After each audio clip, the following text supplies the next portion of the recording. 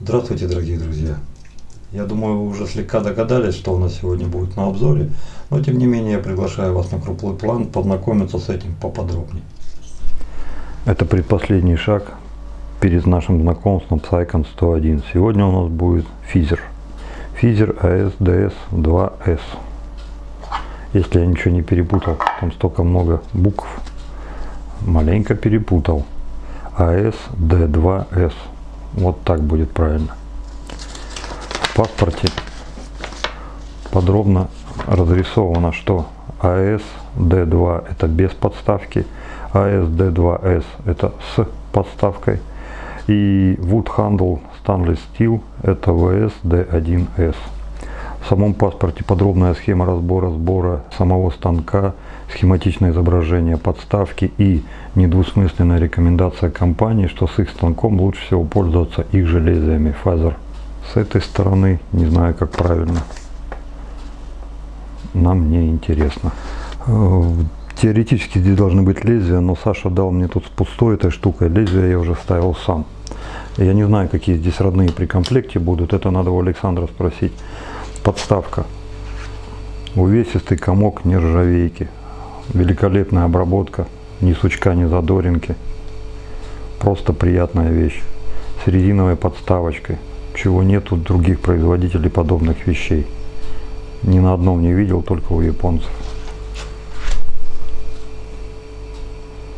Сам станок. Вес станка 91 грамм. Вес ручки 61 грамм. Вес подставки 163 грамма. Вес всей конструкции в целом 255 грамм.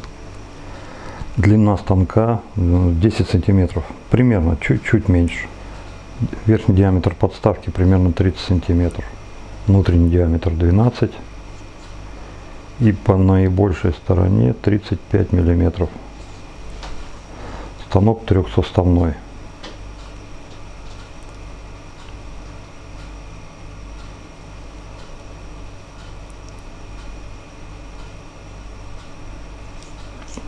Качество великолепное. Ручка с накаткой. Нержавейка с каким-то напылением. И это заметно невооруженным глазом. Приятное такое, знаете, как тефлон. Нижняя плита.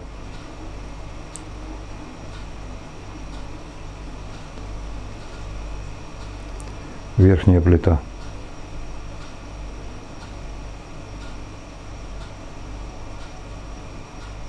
Вот это вот как-то не тянет на нержавейку, ребят. Странно, но вот эти две вещи кажутся, что это не нержавейка. Они легче нержавейки. Вот это еще худо-бедно как-то, да. Хотя, не знаю. Вот есть сомнения, парни. Есть. Начались сомнения после того, как взглянул на резьбу. Нержавейку хоть как покрываю, очень часто получается, что именно на резьбе вы видите, что нержавейка это нержавейка. Вот как, к примеру, здесь, вот видите.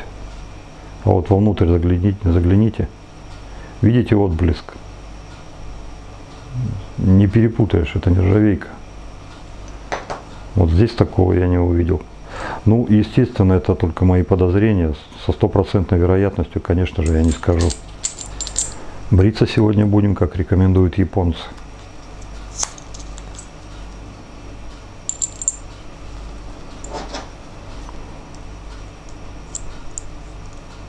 Фиксаторы срабатывают.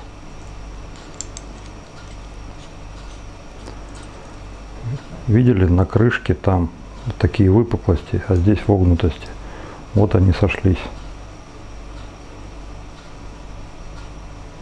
Вылет лезвия равномерный.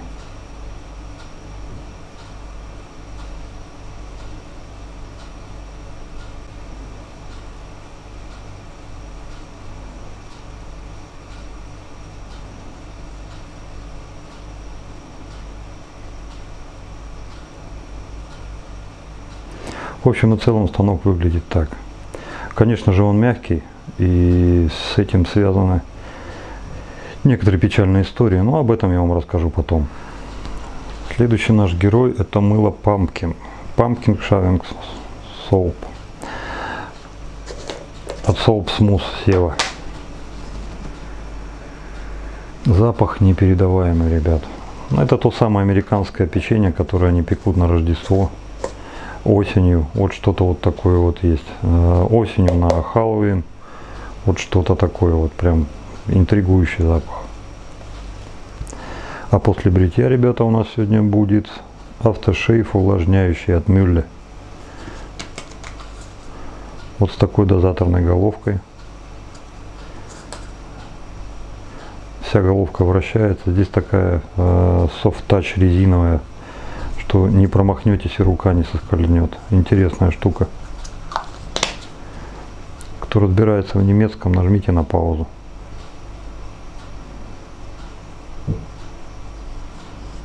Все органическое, это все, что я сумел перевести. Вот и все, пошли наверх. Севина же мыло будет в качестве пришейва.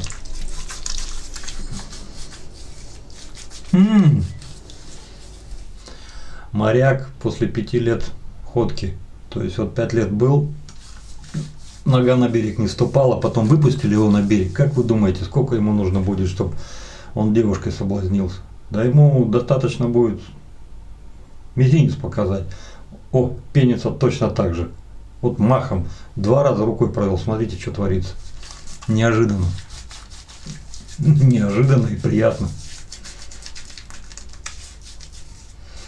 Так, ну пускай оно пока там побудет. Ребят, сегодня будем без скатла. Сегодня пойдем прямо на лицо.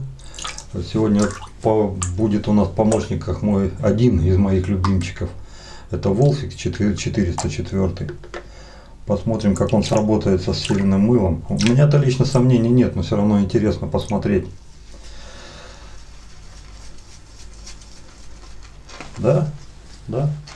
Вот смотрите. Все, процесс пошел. Я думаю, что кроме обычных прибамбасов, какие в принципе добавляются почти в каждое мыло для бритья, Сева там еще, наверное, какое-то свое волшебное слово добавляет. Потому что ну, вот его мыло лично для меня отлично от других. Они пенятся по-другому, они выглядят по-другому. Упаковка, согласитесь, нестандартная.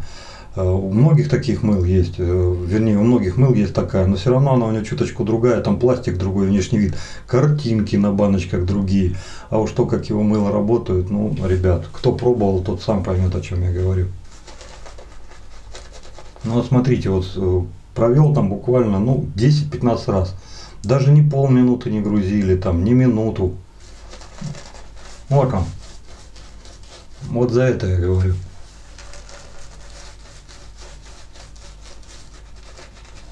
Вот это то мыло, про которое можно не рассказывать. Ну, единственное, можно сказать о скольжении и о запахе, а все остальное вы видите сами, тут говорить уже не о чем.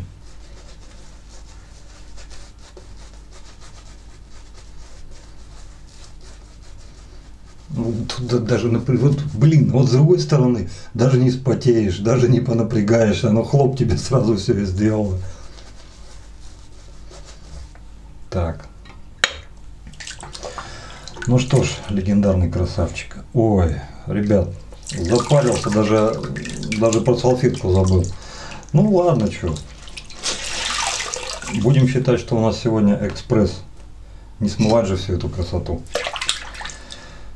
Ну покажи, что умеешь. Супер мягкий станок, самый мягкий в мире.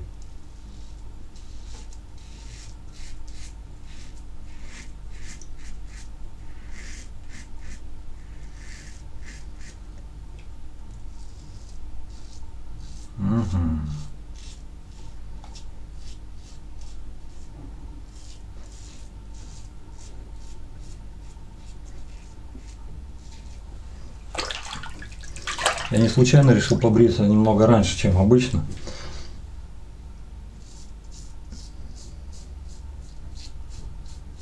Так как кожа еще не совсем отдохнула, И зная славу этого станка, что он мягкий, мне интересно было, как они сыграются.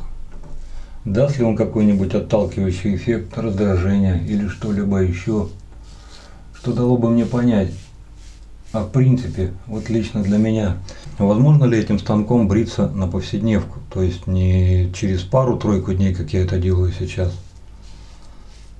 а каждый день.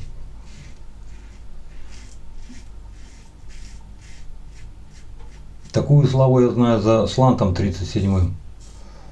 Много людей и на форуме, и так вот в личном общении говорят, что они на ежедневном бритье пользуются именно слантом, и он им заходит. А вот как этот, вот сейчас я сам для себя это и хочу проверить. Маленько смочим, потому что уж больно мыло густющее. И как говорит Десмонд де Сир, лезвие не достает, проскакивает по щетине. Вот чтобы этого избежать,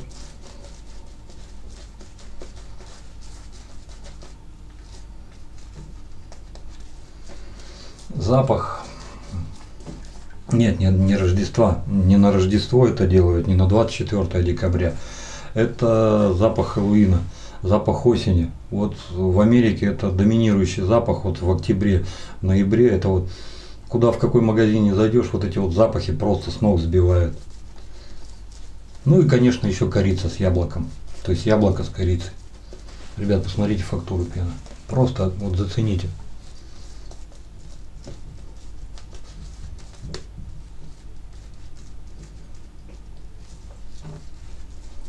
И это все за 10-15 движений по мазкам, по мылу.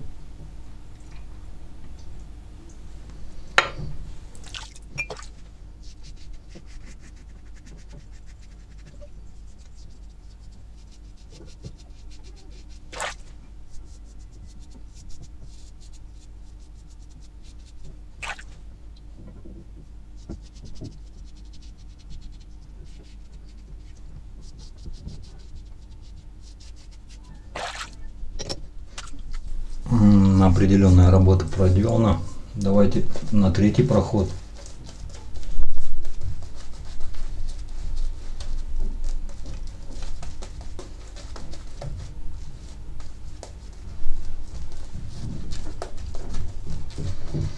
Скольжение мыла обеспечивает великолепное. Запах точно такой же, как в банке, меньше не стал. И он, мозг не выносит, он так, знаете, не доминирует. Он просто создает вам атмосферу, в которой вот вы на время бритья существуете. Это печенье, это праздник, это шумящие дети, это звонки в дверь, вы открываете, они стоят, вас просят, спой мне песенку, вернее, они поют песенку, ты им дай конфетку. То есть вот, знаете, какое-то вот такое, вот, знаете, струна на нерве, что-то такое, знаете, предвкушение чего-то, что вот сейчас случится что-то хорошее, и вот это вот оно дает. Очень интересный такой момент.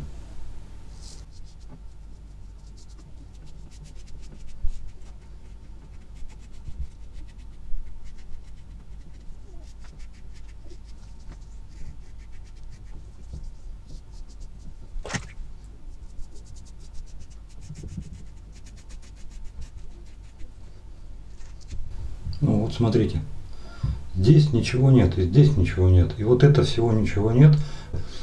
Мало того, что это хватило полностью на все бритье, так еще вот еще что-то нам подарило.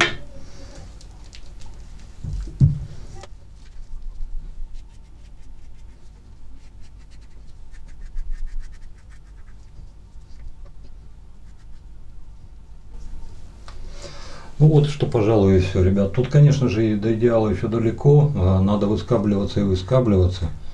Но я не стану, пожалуй, этого делать, потому что морда лица и так уже горит.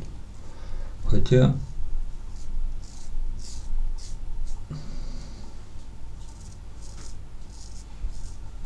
все же пару раз еще проведу. Так, ну впечатление, представление составил. Сейчас я быстренько все это уберу, и мы с вами вернемся. Ух ты! Ничего себе. Угваздался весь.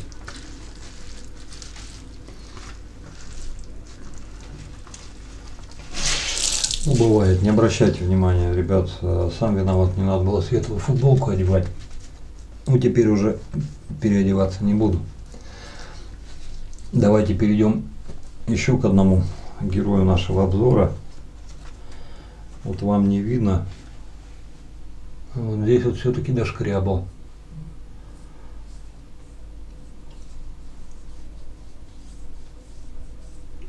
Угу. Ну, думаю, это из-за размеров соотношения ширина и длина головы. Вот в этих вот местах несколько непривычно, и под привычным углом станок не заходил. Но не суть, все равно мы сейчас к нему вернемся и поговорим о нем более предметно. А пока у нас автошейв, который нам любезно предоставила опасная бритва РФ от Мюлле. Увлажняющий. Такой, знаете, прям не стыдно на полочку поставить. Мало того, что сам по себе красивый, так еще вот сделан людьми для людей. То есть вот приятно. Слушай, перед употреблением. Внутри не газ. Здесь помпа, надо накачивать. Опа. Но будьте аккуратны. После того, как вы помпу прокачаете, он не жадный, он плюхнуть может хорошо. Угу.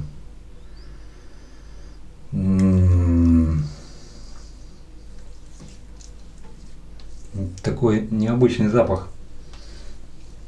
Это не тот запах, от которых я фанатею.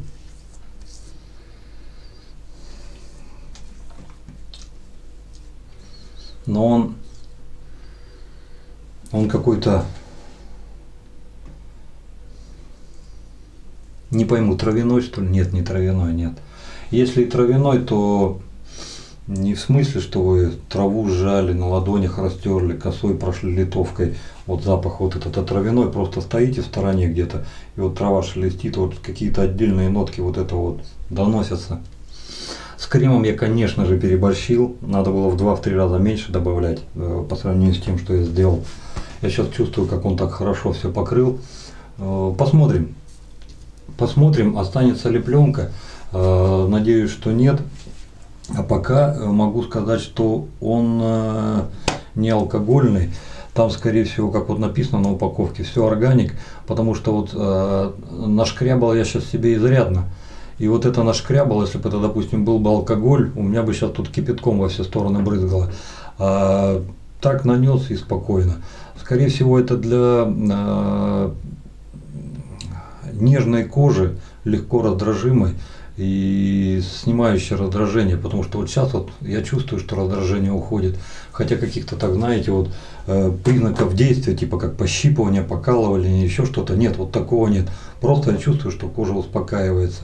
Посмотрим, сейчас к нему вернемся. Итак, пожалуй, наверное, давайте начнем. Да, давайте со станка и начнем. Feather AS-D1, AS-D2. Это все те станки, которые производились, ну, D1 уже сняли с производства, но насколько я знаю, возможно, его где-то еще и можно встретить. В Японии сделаны, как заявляется, все из нержавеющей стали, хотя, как я уже говорил, вот есть определенные сомнения, но это не силумин, нет. Вот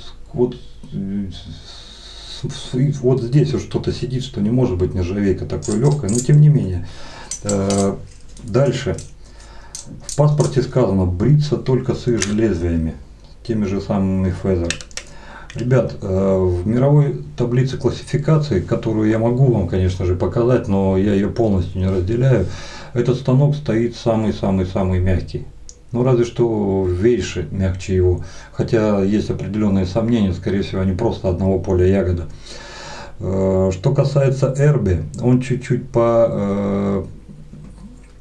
поагрессивнее по той таблице, но в личных ощущениях Эрби формативный, намного более дающий отдачу, чем вот лично для меня этот станок. А что меня в нем не устраивает? Не устраивает несколько вещей. Опять же, видите, то, что меня это не устраивает, это не значит, что это будет не устраивать всех. Я сейчас говорю за себя и за тот тип кожи, и за тот тип щетины, которым я обладаю. Именно поэтому я так и говорю. Человек, у которого другая кожа, другая щетина, естественно, он будет говорить по-другому. Так вот, для того, чтобы более-менее нормального бритья с ним добиться, действительно нужны острые лезвия, потому что станок чрезвычайно мягок. Именно поэтому, я думаю, производители указывают, что, ребят, бритесь с нашими лезвиями. И вполне, в принципе, казалось бы, логично. Японцы делают японский станок и рекомендуют: бритесь, ребята, японским станком с японскими лезвиями. Я думаю, что не только на этом, вернее, на этом не заканчивается цепочка. Я думаю, что она должна идти дальше. То есть японцы делают японский станок для бритья с японскими лезвиями и для бритья самих же японцев. Очень сильное подозрение, что у этих ребят другой тип кожи и другая щетина. Потому что вот лично для себя я не представляю, как вот этим станком без многоминутных прошкрябываний я могу пробриться так же качественно, как, скажем, ну, не знаю, 89-й, 37-й головой. Я про 41-ю даже и говорить не хочу. Вот сейчас вот здесь я чувствую очень много вещей, которых я никогда в жизни бы не допустил с 89-й головой. И никогда в жизни бы 37-я бы мне не оставила. И файн, вот при таком качестве бритья, я забросил бы на полку. То есть вот здесь вот эти вот все пеньки, они все наружу. Я их могу убрать этим станком, но для этого мне нужно было бы и еще, и еще, и еще, и еще, и провозюкивать. Возможно, не на 4, возможно, даже на 5 проходов. Зачем мне это надо? Я и так чувствовал, что у меня на 3-м походе уже кожа горит. И на секундочку-то здесь фейзер стоял. То есть, несмотря на то, что я полностью всю щетину не сносил, и мне добриваться, а кожа-то она все-таки с каждым проходом она эпидермис теряет, и она там изнутри стучит: слышь, друган, тормози, нахрена мне твоя щетина, мне уже больно, иди ты в жопу, останавливайся. В принципе-то я ее понимаю, да, наверное, так вот и надо делать: иди ты в жопу, меняй станок, к примеру. Извините, что так в грубой форме, но по сути получается, это действительно очень мягкий станок. Это тот самый преткновение, о который многие отчаянные головы набили себе шишки, а многие люди, наоборот, счастье нашли.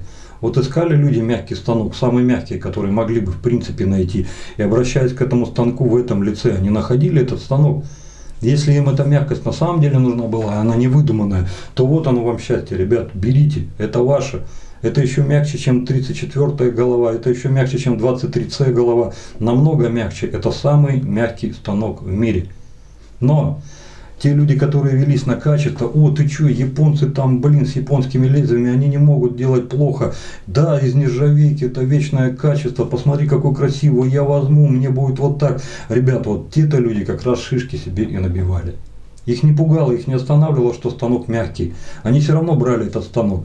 А после того, как начинали бриться, глаза у них переставали блестеть. Они начинали грустить. А потом вопросы задавали: Вадим, а как бы вот кому-то, никому станок не нужен, а как бы его пристроить? Ребята, у меня 4 таких истории. Вот лично у меня. За 3 года 4 истории. Поэтому, отчаянные головы, остудите свой пыл. Если вам на самом деле нужен мягкий станок, да, есть смысл об этом подумать. Если же вы думаете, что вам нужен мягкий, но не уверены, так возьмите лучше вейши. Если с вейши вам пойдет, тогда есть смысл и этот брать. А если вы поймете через пару-тройку раз, что вейши это не ваше, что вам нужно что-то поагрессивнее, вот тогда и думайте, какой станок брать на постоянку. Или этот, или что-то более агрессивное. Сразу же отдавать не 10, не 15, не 50 долларов. Ну, в принципе, кошельки у всех разные, но я бы не стал. Следующее. Для меня мягким станком выбриться идеально невозможно. Если взять двухлезвенный Эрби, который был на предыдущем обзоре, да, необычен, да, у него угол реза совсем другой, да, пришлось там попыхтеть, потужиться, потому что одно дело, когда ты держишь под привычным углом, а другое дело, когда тебе приходится этот угол занижать. Но, ребят, после бритья я с удивлением обнаружил 2 вещи. Первое, вот эти вот мои проблемные места, которые фиг чем пробреешь. 37-й, 41-й, 89-й, по барабану. Все равно что-то чуть-чуть да остается. Ну вот остается априори. Ну вот поганое здесь такое место. Хоть как натягивай, хоть как води. Так вот, ребят, после Эрби с двумя лезвиями вот здесь был идеал. Это впервые за многие 5 лет, что я бреюсь вот тэшками, я там пробрил, обалдел. Вот просто обалдел. И вторая фишка, которую заметил, да, в некоторых местах все-таки что-то где-то как-то недоработки остались, но там, где было действительно нормально пробрито, где я успел с первого раза приспособиться, я не сомневаюсь, что если бы дальше стал бриться этим станком, я бы адаптировал свою технику. Так вот, ребят, щетина стала лезть гораздо позже, субъективно, чем даже после 41-го станка. Не так чисто он побрил, как 41-й. 41-й бревает чище. Но вот после этого щетина пошла позже. Я через сутки после 41-го чувствую, что у меня появляются маленькие камельки, и уже это, знаете, не нулевка, это, возможно, даже где-то первый номер.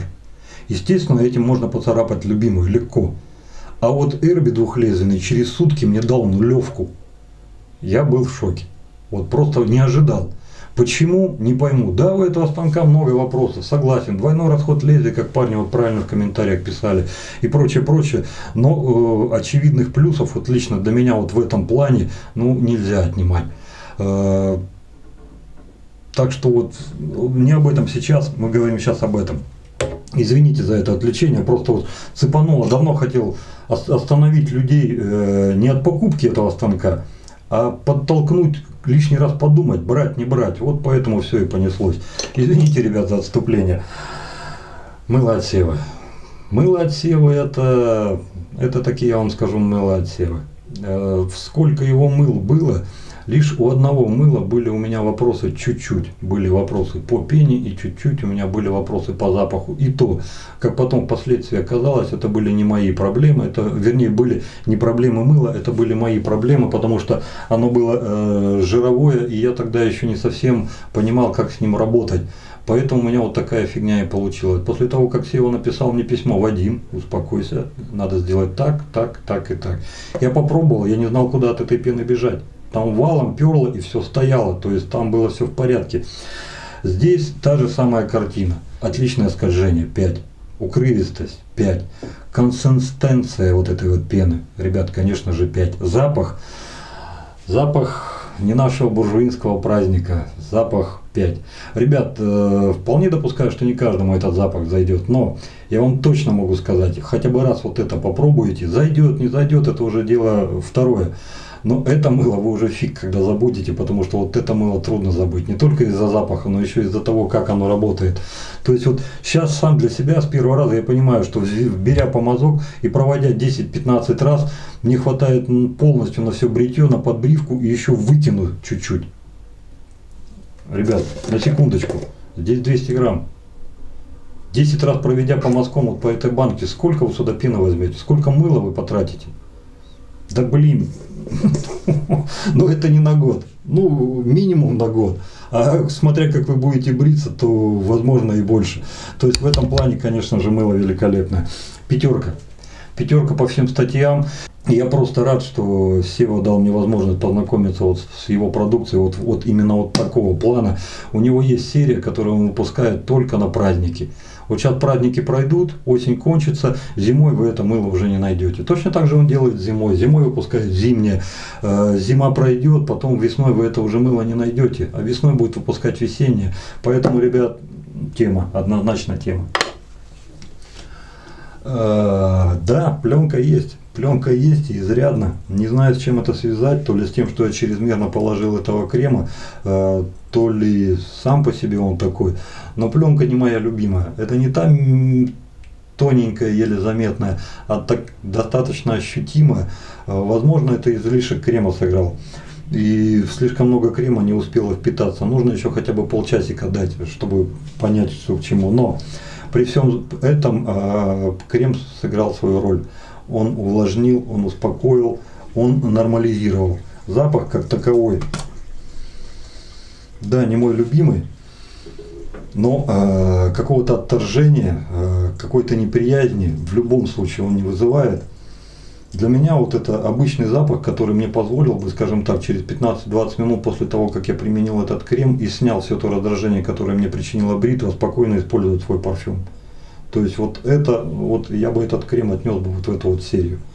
Не тот, который нужно ждать полчаса-часа, потом уже парфюм наносить. Нет, через 20-30 минут уже, да, наверное, практически сразу. Запах не доминирует совершенно. Если так вот резюмировать, я его слишком мало знаю, чтобы, знаете, вот поставить какую-то максимальную оценку.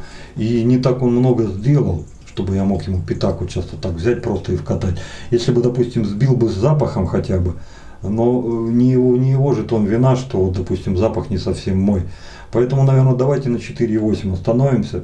И при всем при том, крем-то достаточно интересный, хотя бы тем, что он полностью и честно выполняет свои функции. Раз, два, чрезвычайно экономичный.